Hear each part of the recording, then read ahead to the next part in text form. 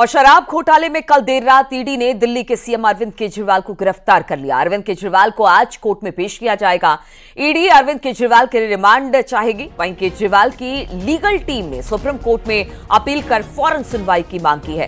उधर केजरीवाल की गिरफ्तारी पर सुप्रीम कोर्ट आज सुबह 10:30 बजे सुनवाई करेगा, यानी अब से कुछ देर बाद सुनवाई होनी है इस पूरे मामले को लेकर सुप्रीम कोर्ट में। उधर केजरीवाल ने अभी तक दिल्ली के सीएम पद से इस्तीफा नहीं दिया है। आम आदमी पार्टी के नेताओं का कहना है कि केजरीवाल इस्तीफा नहीं देंगे और जेल से ही सरकार चलाएंगे। तो कल जिस तरह से 7 बजे के बाद हलचल तेज हुई थी, ईडी की टीम पहुंची थी 10वें समन के साथ, फिर पूछताछ हुई और उसके बाद अरविंद केजरीवाल की गिरफ्तारी कर ली गई। बताया जा रहा था देर रात ही सुप्रीम कोर्ट की बेंच बैठेगी और उस मामले पर सुनवाई करेगी, लेकिन जब कल रात में सुप्रीम कोर्ट की तरफ से किसी तरह की सुनवाई की तारीख नहीं बताई गई, टाइम नहीं बताया गया, तो आज 10:30 बजे अरविंद केजरीवाल को शराब घोटाले में पेश किया जाएगा और इस पूरे मामले पर अब देखना होगा कि सुप्रीम कोर्ट का क्या रुख रहता है। शराब घोटाला केस में गिरफ्तारी हुई है। पहले से अगर हम बात की जाए तो संजय सिंह और मनीष सिसोदिया पहले से ही इस वक्त जेल में हैं और अब अरविंद केजरीवाल की गिरफ्तारी भी हो गई है। आज ईडी भी पूछताछ अपनी करने वाली है, लेकिन उससे पहले सुप्रीम कोर्ट में पेशी होगी अरविंद केजरीवाल की।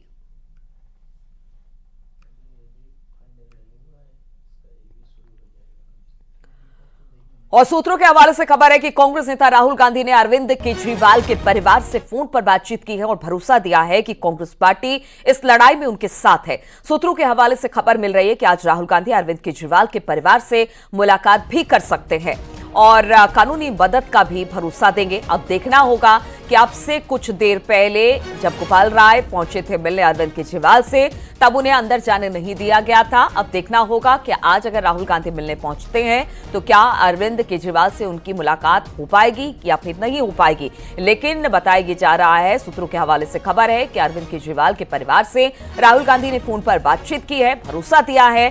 कांग्रेस पार्टी इस लड़ाई में उनके साथ है। साथ ही साथ खबर यह भी मिल रही है कि आज राहुल गांधी केजरीवाल से मिलने जा सकते हैं उनके परिवार से और कानूनी मदद का भी भरोसा देने की बात सामने आ रही है राहुल की तरफ से।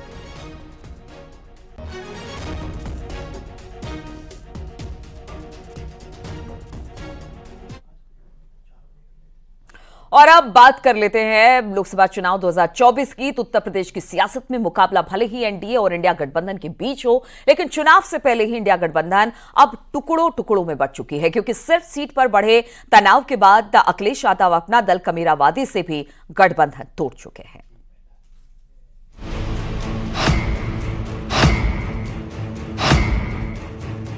बाईस का गठबंधन था, अब 24 में नहीं। 22 का गठबंधन था, 24 में नहीं। जिस चुनाव में अखिलेश अपने कुनबे को मजबूत करने की कोशिश कर रहे थे, बीजेपी से मुकाबले के लिए इंडिया गठबंधन में नई जान भर रहे थे, वो गठबंधन अब उत्तर प्रदेश में पूरी तरह से बिखर चुका है और एक सीट की डिमांड के चलते अपना दल कमेरावादी से भी अखिलेश यादव का मोह भंग हो चुका है। इसलिए उन्होंने खुद गठबंधन तोड़ने का ऐलान कर दिया है। 22 का गठबंधन था, अब 24 में नहीं है। अभी आपको क्या लगता है? जो आपको लगता है वो न्यूज़ चलाइए। ये मैंने आपसे कहा ना कि हमारे साथ असली लोक दल है। अपना दल कमेरावादी से गठबंधन तोड़ने के वक्त भले ही अखिलेश यादव के चेहरे पर मुस्कान हो, लेकिन ये हंसी दिखावटी है, क्योंकि एक दिन पहले जो कहानी पल्लवी पटेल ने कही, उसके पीछे ही गठबंधन टूटने की बड़ी वजह छिपी है। पल्लवी पटेल ने कहा था वो यूपी की 3 सीटों पर प्रत्याशी उतारेंगे, तो अखिलेश यादव ने कहा गठबंधन 2022 के लिए ही था। पल्लवी पटेल ने फूलपुर, कौशाम्बी और मिर्जापुर सीट की डिमांड की, तो उसी दिन अखिलेश यादव ने मिर्जापुर से राजेंद्र बिंद को प्रत्याशी बना दिया।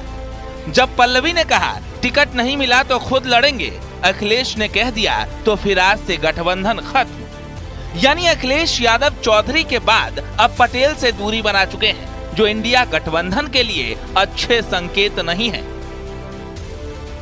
कुछ हफ्ते पहले आरएलडी प्रमुख जयंत चौधरी ने भी सपा से अपना गठबंधन खत्म कर भाजपा के साथ हो लिए और आज पल्लवी पटेल की पार्टी अपना दल कमेरावादी से गठबंधन खत्म होने का ऐलान खुद अखिलेश यादव ने कर दिया। महान दल के नेता केशव देव मौर्य भी अखिलेश यादव से नाराज बताए जा रहे हैं। ऐसे में समाजवादी पार्टी के साथ कोई साझेदारी फिलहाल 2024 में दिखाई नहीं दे रहा, सिवाय कांग्रेस को छोड़कर। जब से गठन हुआ तभी से ठीक नहीं है। बिना विचारधारा के, बिना लक्ष्य को लेकर के जब कोई गठबंधन बनता है, बिना विजन के गठबंधन बनता है, परिवारवादियों को बचाने के लिए गठबंधन बनता है, तो टूटता ही है।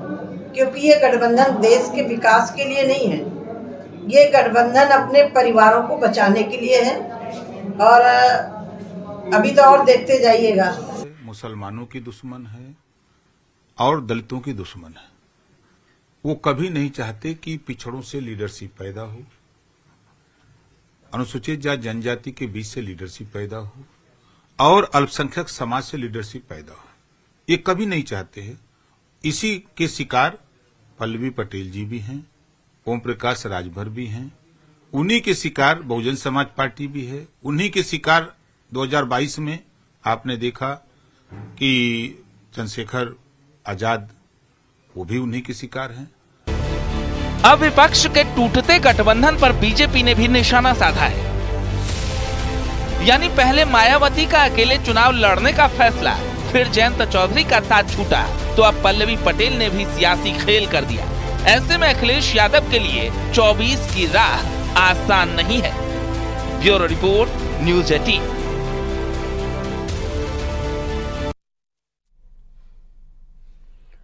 और रुकेंगे यहाँ पर छोटे से ब्रेक के लिए, जल्द हाजिर होते हैं कुछ और खबरों के साथ। आप देख रहे हैं न्यूज़ 18 उत्तर प्रदेश उत्तराखंड।